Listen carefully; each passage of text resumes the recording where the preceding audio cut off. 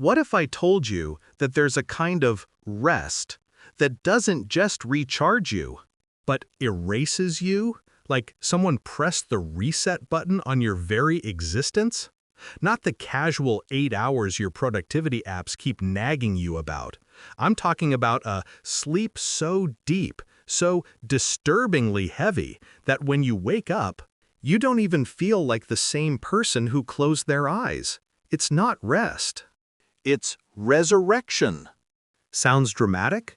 Of course it does. But isn't that what's terrifying about it? That silence. That nothingness. That temporary death we willingly surrender to every night. We close our eyes with full trust that we'll open them again. Sometimes, though, it feels like we travel too far into the dark, and when we return, something has changed. Think about it. How many times have you woken up and felt like you crawled out of a grave you don't remember digging? Your body heavy, your thoughts scrambled. As if someone broke into your head and rearranged the furniture. You're not refreshed. You're rebooted. And you can't shake the suspicion that maybe the version of you that went to bed never actually came back. Creepy, right? But also kind of addictive. Because here's the sinister truth. Deep rest doesn't just heal you.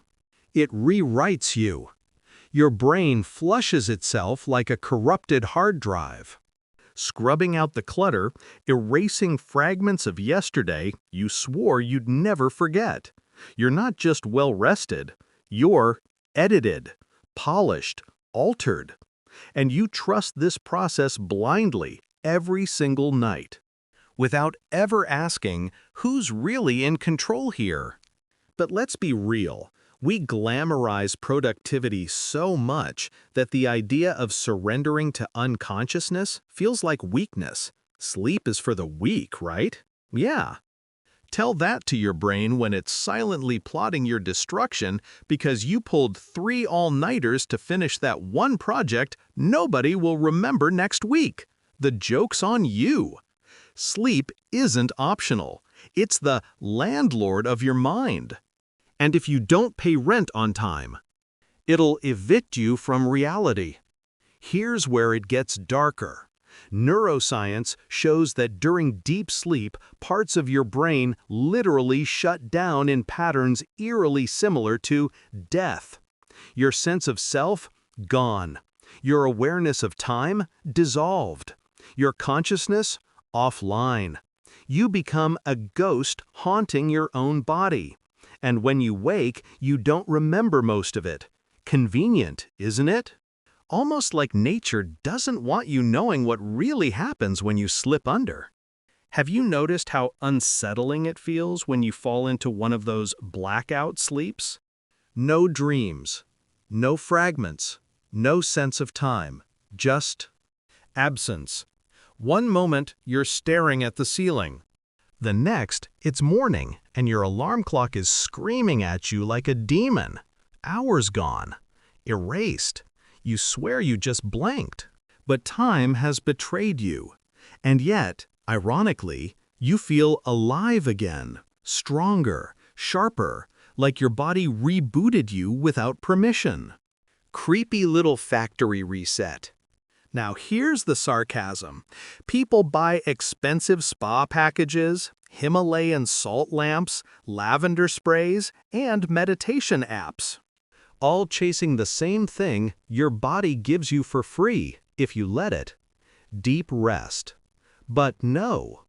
We'd rather scroll until 3 a.m., watch strangers dance on TikTok, and then wonder why our brains feel like microwaved soup the next morning. Genius strategy. Congratulations, you're losing a battle against your own biology. But deep sleep isn't always comforting. Sometimes it feels sinister, like you disappeared into a void and came back. Altered. What if that's not just a metaphor?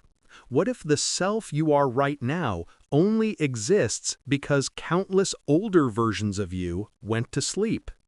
and never returned? Think about it. Every night you vanish. Every morning something else wakes up and continues the story. Slightly different, slightly edited, slightly. Not you. That's why after some nights of rest, you don't just wake up. You emerge.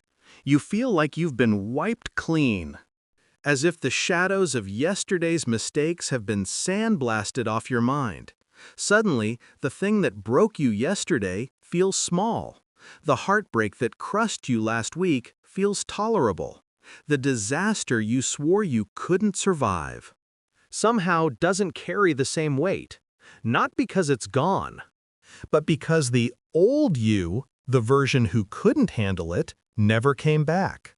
Dark, isn't it? That the cure for human suffering might simply be unconsciousness? That the secret to emotional survival isn't wisdom or resilience. It's death in small doses.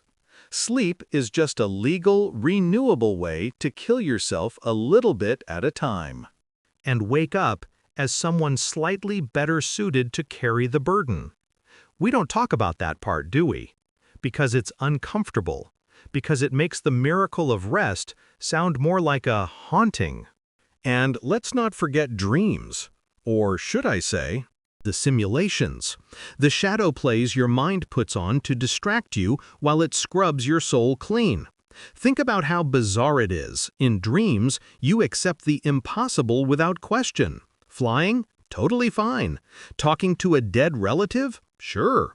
Teeth falling out in public? Why not? Your brain manufactures entire realities while your body plays corpse, and you don't question it until you wake up sweating, laughing, or crying. Then you call it just a dream. But maybe those are memories of the alternate versions of you that didn't wake up. The echoes of the selves that got lost in the dark. And yet, we chase this every night. We long for it, because without that reset, we collapse.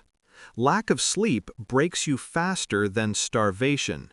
You can live weeks without food, but deny yourself deep rest, and you'll unravel within days. Hallucinations, rage, memory loss. Eventually, the line between waking and dying blurs.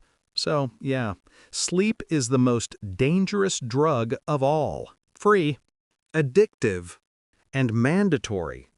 And withdrawal will kill you. So next time you slip into that abyss, remember, you're not just resting. You're rebooting. You're allowing nature to press Control-Alt-Delete on your existence. And when you open your eyes in the morning, don't assume it's the same you who closed them the night before. It never is. That version of you is gone, buried in the darkness of yesterday. The real question is, how many times have you already died? And how many times will you be reborn before the final reset, the one you don't wake up from?